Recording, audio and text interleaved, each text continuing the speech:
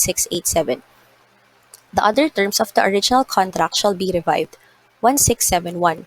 If the lessee continues enjoying the thing after the expiration of the contract over the lessor's objection, the former shall be subject to the responsibilities of a possessor in bad faith. 1672. In case of an implied new lease, the obligation contracted by a third person for the security of the principal contract shall cease with respect to the new lease. 1673.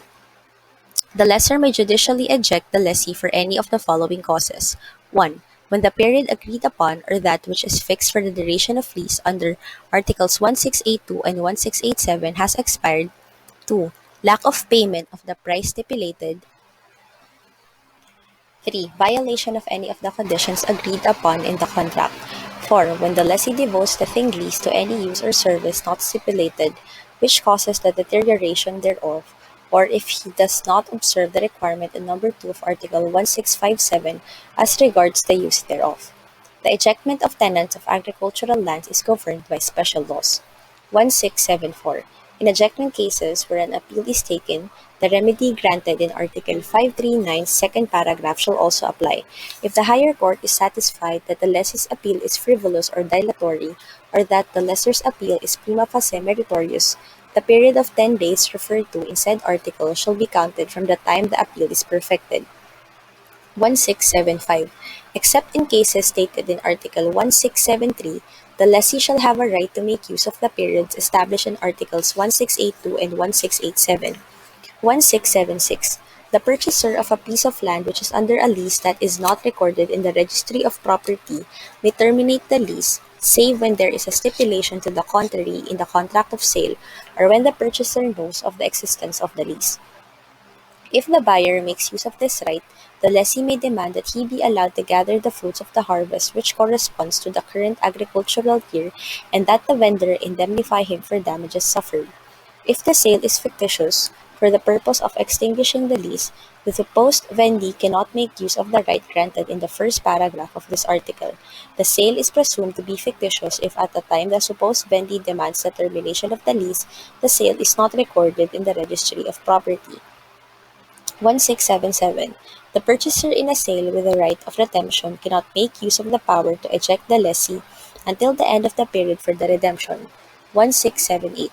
If the lessee makes, in good faith, useful improvements which are suitable to the use for which the lease is intended, without altering the form or substance of the property leased, the lessor, upon the determination of the lease, shall pay the lessee one half of the value of the improvements at that time. Should the lessor refuse to reimburse said amount, the lessee may remove the improvements, even though the principal thing may suffer damage thereby. He shall not, however, cause any more impairment upon the property lease than is necessary. With regard to ornamental expenses, the lessee shall not be entitled to any reimbursement, but he may remove the ornamental objects, provided no damage is caused to the principal thing, and the lessor does not choose to retain them by paying their value at the time the lease is extinguished. 1679. If nothing has been stipulated concerning the place and the time for the payment of the lease, the provisions of Article 1251 shall be observed as regards the place, and with respect to the time, the custom of the place shall be followed. Section 3. Special provisions for leases of rural lands. 1680. The lessee shall have no right to a reduction of the rent on account of the sterility of the land leased, or by reason of the loss of fruits due to ordinary fortuitous events, but he shall have such right in case of the loss of more than one half of the fruits through extraordinary and unforeseen fortuitous events, save always when there is a specific stipulation to the contrary. Extraordinary fortuitous events are understood to be fire, war, pestilence, unusual flood, locusts, earthquake, or others which are uncommon, and which the contracting parties could not have reasonably foreseen. 1681. Neither does the lessee have any right to a reduction of the rent if the rights are lost after they have been separated from their stock, root, or trunk. 1682. The lease of a piece of rural land, when its duration has not been fixed, is understood to have been made for all the time necessary for the gathering of the fruits, which the whole estate lease may yield in 1 year, or which it may yield once, although 2 or more years may have to elapse for the purpose. 1683. The outgoing lessee shall allow the incoming lessee or the lessor the use of the premises and other means necessary for the preparatory labor for the following year, and reciprocally, the incoming lessee or the lessor is under obligation to permit the outgoing lessee to do whatever may be necessary for the gathering or harvesting and utilization of the fruits, all in accordance with the custom of the place. 1684. Land tenancy on shares shall be governed by special laws, the stipulations of the parties, the provisions on partnership, and by the customs of the place. 1685. The tenant on shares cannot be ejected except in cases specified by law. Section 4. Special provisions for the lease of urban lands. 1686.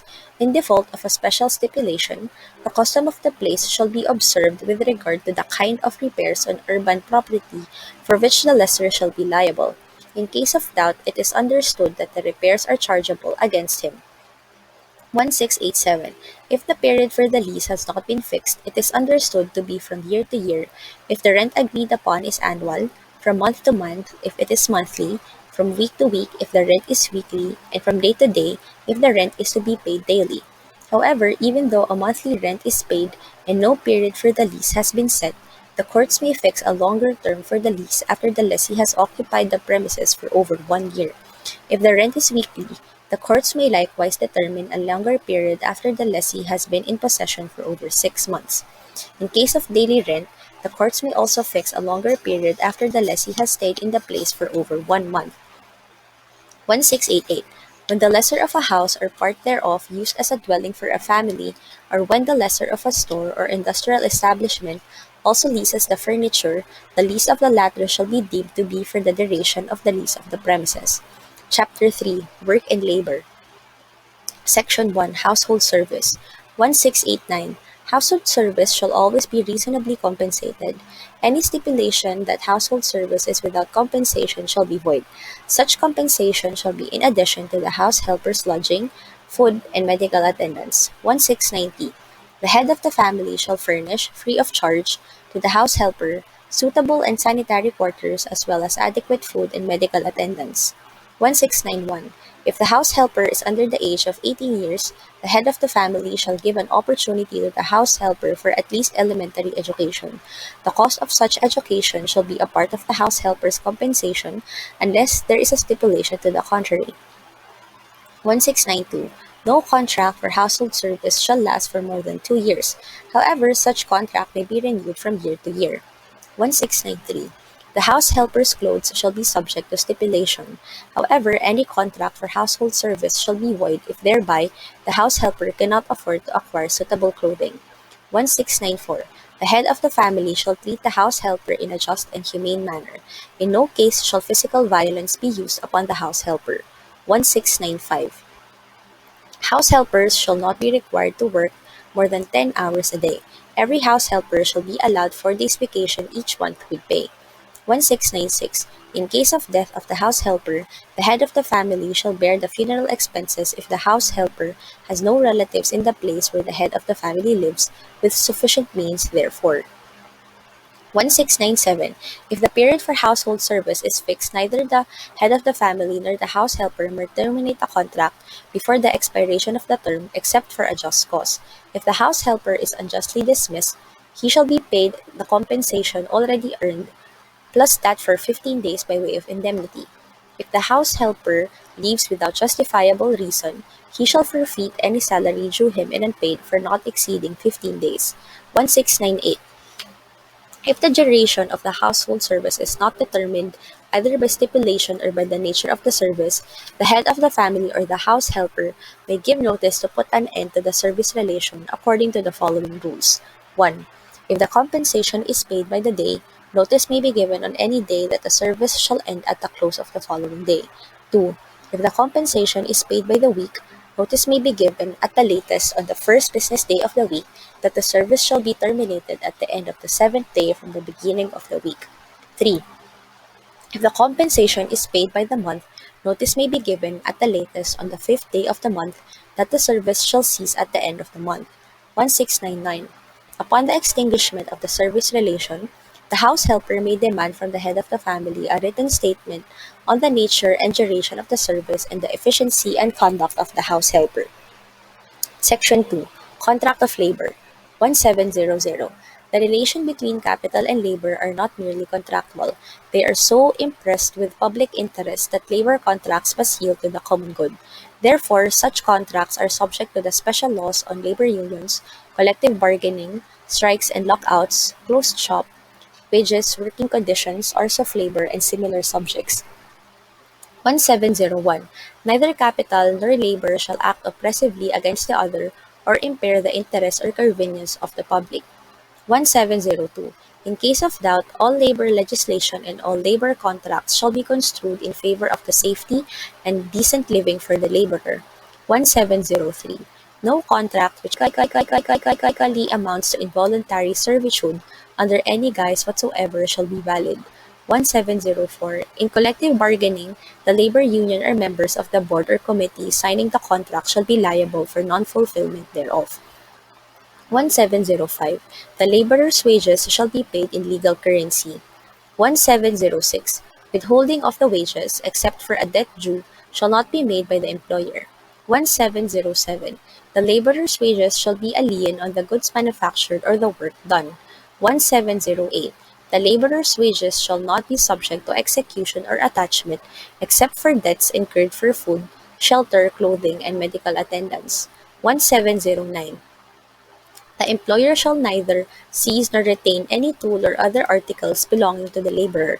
1710. Dismissal of laborers shall be subject to the supervision of the government under special laws. 1711. Owners of enterprises and other employers are obliged to pay compensation for the death of or injuries to their laborers, workmen, mechanics, or other employees, even though the event may have been purely accidental or entirely due to a fortuitous cause. If the death or personal injury arose out of and in the course of the employment, the employer is also liable for compensation if the employee contracts any illness or disease caused by such employment or as a result of the nature of the employment.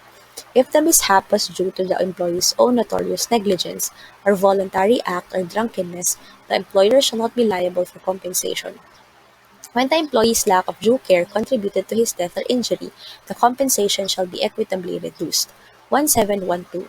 If the death or injury is due to the negligence of a fellow worker, the latter and the employer shall be solidarily liable for compensation. If a fellow worker's intentional or malicious act is the only cause of the death or injury, the employer shall not be answerable unless it shall be shown that the latter did not exercise due diligence in the selection or supervision of the plaintiff's fellow worker. Section 3. Contract for a piece of work. 1713. By the contract for a piece of work, the contractor binds himself to execute a piece of work for the employer in consideration of a certain price or compensation. The contractor may either employ only his labor or skill or also furnish the material. 1714. If the contractor agrees to produce the work from material furnished by him, he shall deliver the thing produced to the employer and transfer dominion over the thing. This contract shall be governed by the following articles as well as by the pertinent provisions on warranty of title and against hidden defects and the payment of price in a contract of sale. 1715. The contractor shall execute the work in such a manner that it has the qualities agreed upon and has no defects, which destroy or lessen its value or fitness for its ordinary or stipulated use.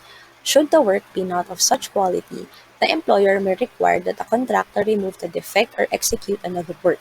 If the contractor fails or refuses to comply with this obligation, the employer may have the defect removed or another work executed at the contractor's cost. 1716. An agreement waiving or limiting the contractor's liability for any defect in the work is void if the contractor acted fraudulently. 1717.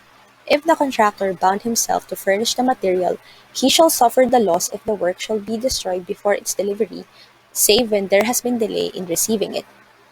1718.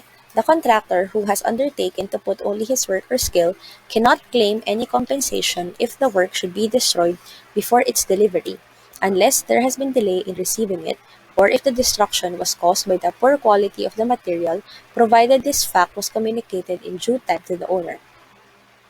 If the material is lost through a fortuitous event, the contract is extinguished. 1719. Acceptance of the work by the employer relieves the contractor of liability for any defect in the work unless 1.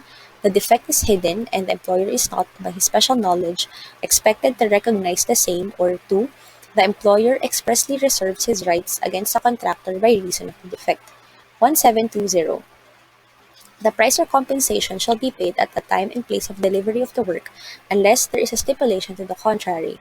If the work is to be delivered partially, the price or compensation for each part having been fixed, the sum shall be paid at the time and place of delivery, in the absence of stipulation. 1721. If, in the execution of the work, an act of the employer is required and he incurs in delay or fails to perform the act, the contractor is entitled to a reasonable compensation. The amount of the compensation is computed, on the one hand, by the duration of the delay and amount of the compensation stipulated, and on the other hand, by what the contractor has saved in expenses by reason of the delay or is able to earn by a different employment of his time and industry. 1722. If the work cannot be completed on account of a defect in the material furnished by the employer or because of orders from the employer without any fault on the part of the contractor, the latter has a right to an equitable part of the compensation proportionally to the work done and reimbursement for proper expenses made. 1723. The engineer or architect who drew up the plans and specifications for a building is liable for damages if within 15 years from the completion of the structure, the same should collapse by reason of a defect in those plans and specifications or due to the defects in the ground. The contractor is likewise responsible for the damages if the edifice falls within the same period on account of defects in the construction or the use of materials of inferior quality furnished by him or due to any violation of the terms of the contract. If the engineer or architect supervises the construction, he shall be solidarily liable with the contractor. Acceptance of the building after completion does not imply waiver of any of the causes of action by reason of any defect mentioned in the preceding paragraph. The action must be brought within 10 years following the collapse of the building. 1724.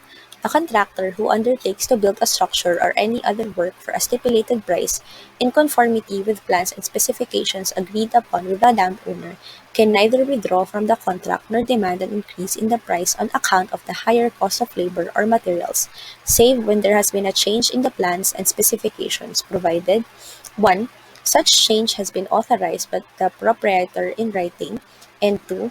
The additional price to be paid to the contractor has been determined in writing by both parties. 1724. The owner may withdraw at will from the construction of the work, although it may have been commenced, indemnifying the contractor for all the latter's expenses, work, and the usefulness which the owner may obtain therefrom, and damages. 1726. When a piece of work has been entrusted to a person by reason of his personal qualifications, the contract is rescinded upon his death. In this case, the proprietor shall pay the heirs of the contractor in proportion to the price agreed upon, the value of the part of the work done, and of the materials prepared, provided the latter yield him some benefit. The same rule shall apply if the contractor cannot finish the work due to circumstances beyond his control. 1727. The contractor is responsible for the work done by persons employed by him. 1728. The contractor is liable for all the claims of laborer and others employed by him and of third persons for death or physical injuries during the construction. 1729. Those who put their labor upon or furnish materials for a piece of work undertaken by the contractor have an action against the owner up to the amount owing from the latter to the contractor at the time the claim is made. However, the following shall not prejudice the laborers, employees, and furnishers of materials. 1. Payments made by the owner to the contractor before they are due. 2. Renunciation by the contractor of any amount due him from the owner. This article is subject to the provisions of special laws. 1730. If it is agreed that the work shall be accomplished to the satisfaction of the proprietor, it is understood that in case of disagreement, the question shall be subject to expert judgment. If the work is subject to the approval of a third person, his decision shall be final, except in case of fraud or manifest error. 1731. He who has executed work upon a movable has a right to retain it by way of pledge until he is paid. Section 4. Common Carriers. Subsection 1. General Provisions. 1732. Common carriers are persons, corporations, firms, or associations engaged in the business of carrying or transporting passengers or goods or both by land, water, or air for compensation, offering their services to the public. 1733. Common carriers, from the nature of their business and for reasons of public policy, are bound to observe extraordinary diligence in the vigilance over the goods and for the safety of the passengers transported by them, according to all the circumstances of each case. Such extraordinary diligence and vigilance over the goods is further expressed in Articles 1734, 1735, and 1745, numbers 5, 6, and 7, while the extraordinary diligence for the safety of the passengers is further set forth in Articles 1755 and 1756. Subsection 2. Vigilance over goods. 1734. Common carriers are responsible for the loss, destruction, or deterioration of the goods unless the same is due to any of the following causes only. 1. Flood, storm, earthquake, lightning, or other natural disaster or calamity. 2. Act of the public enemy in war, whether international or civil. 3. Act or omission of the shipper or owner of the goods. 4. The character of the goods or defects in the packing or in the containers. 5. Order or act of competent public authority. 1735. In all cases other than those mentioned in numbers 1, 2, 3, 4, and 5 of the preceding article, if the goods are lost, destroyed, or deteriorated, common carriers are presumed to have been at fault or to have acted negligently unless they prove that they observed extraordinary diligence as required in Article 1733. 1736. The extraordinary responsibility of the common carriers lasts from the time the goods are unconditionally placed in the possession of and received by the carrier for transportation until the same are delivered, actually or constructively, by the carrier to the consignee or to the person who has a right to receive them without prejudice to the provisions of Article 1738. 1737. The common carrier's duty to observe extraordinary diligence in the vigilance over the goods remains in full force and effect even when they are temporarily unloaded or stored in transit, unless the shipper or owner has made use of the right of stoppage in transitu. 1738. The extraordinary liability of the common carrier continues to be operative even during the time the goods are stored in a warehouse of the carrier at the place of destination until the consignee has been advised of the arrival of the goods and has had reasonable opportunity thereafter to remove them or otherwise dispose of them. 1739. In order that the common carrier may be exempted from responsibility, the natural disaster must have been the proximate and only cause of the loss. However, the common carrier must exercise due diligence to prevent or minimize loss before, during, and after the occurrence of flood, storm, or other natural disaster in order that the common carrier may be exempted from liability for the loss, destruction, or deterioration of the goods. The same duty is incumbent upon the common carrier in case of an act of the public enemy referred to in Article 1734, Number 2. 1740. If the common carrier negligently incurs in delay in transporting the goods, a natural disaster shall not free such carrier from responsibility. 1741. If the shipper or owner merely contributed to the loss, destruction, or deterioration of the goods, the proximate cause thereof being the negligence of the common carrier, the latter shall be liable in damages, which however shall be equitably reduced. 1742. Even if the loss, destruction, or deterioration of the goods should be caused by the character of the goods, or the faulty nature of the packing or of the containers, the common carrier must exercise due diligence to forestall or lessen the loss. 1743. If through order of public authority the goods are seized or destroyed, the common carrier is not responsible provided said public authority had power to issue the order. 1744. A stipulation between the common carrier and the shipper or owner limiting the liability of the farmer for the loss, destruction, or deterioration of the goods to ordinary diligence shall be valid, provided it be 1. In writing, signed by the shipper or owner. 2. Supported by a valuable consideration other than the service rendered by the common carrier. And 3. Reasonable, just, and not contrary to public policy. 1745. Any of the following or similar stipulations shall be considered unreasonable, unjust, and contrary to public policy. 1. That the goods are transported at the risk of the owner or shipper. 2. That the common carrier will not be liable for any loss, destruction, or deterioration of the goods. 3. That the common carrier need not observe any diligence in the custody of the goods. 4. That the common carrier shall exercise a degree of diligence less than that of a good father of a family, or of a man of ordinary prudence in the vigilance over the movables transported. 5. That the common carrier shall not be responsible for the acts or omissions of his or its employees. 6. That the common carrier's liability for acts committed by thieves or of robbers who do not act with grave or irresistible threat, violence or force is dispensed with or diminished. 7. That the common carrier is not responsible for the loss, destruction, or deterioration of goods on account of the defective condition of the car, vehicle, ship, airplane, or other equipment used in the contract of carriage. 1746. An agreement limiting the common carrier's liability may be annulled by the shipper or owner if the common carrier refused to carry the goods unless the former agreed to such stipulation. 1747.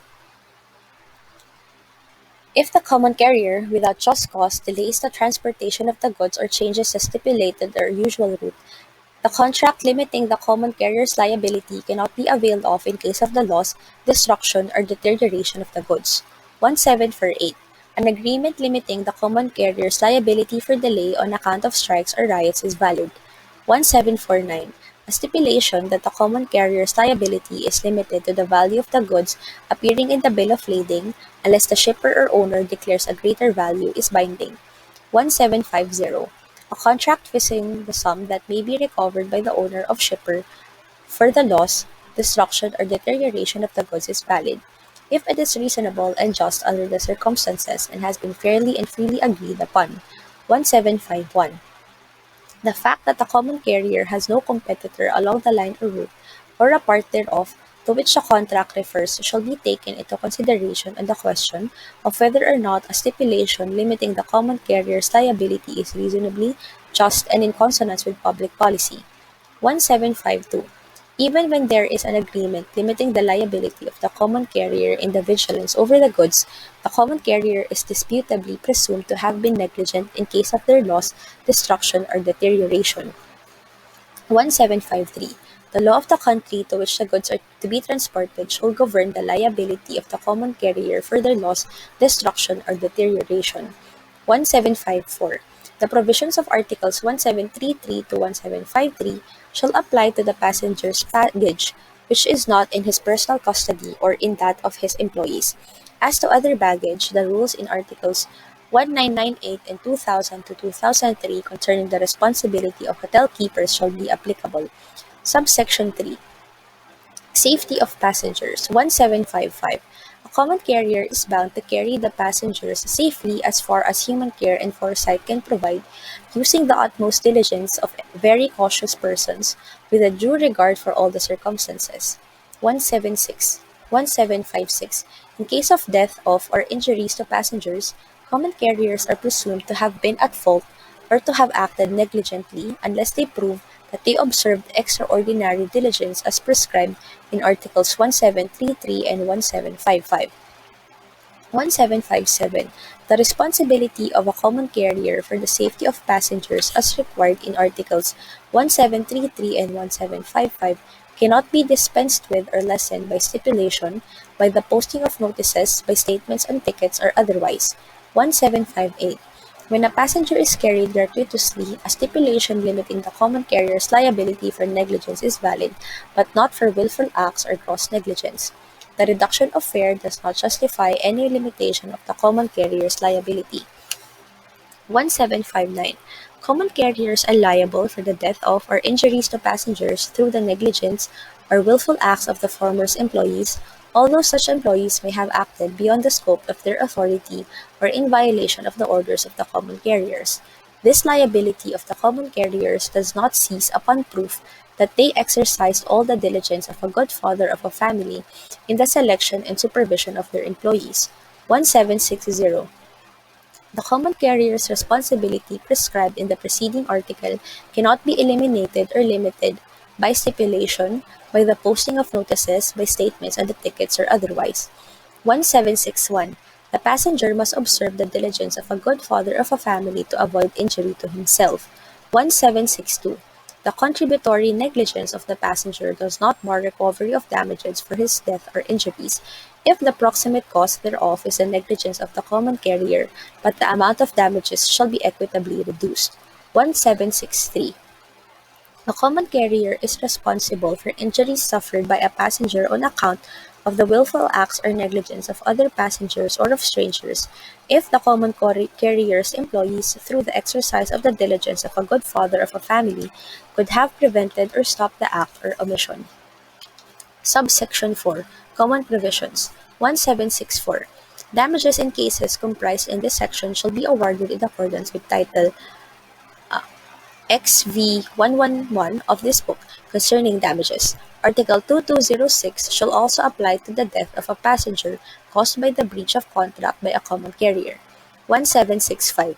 The Public Service Commission may, on its own motion or on petition of any interested party, after due hearing, cancel the certificate of public convenience granted to any common carrier that repeatedly fails to comply with his or its duty to observe extraordinary diligence as prescribed in this section.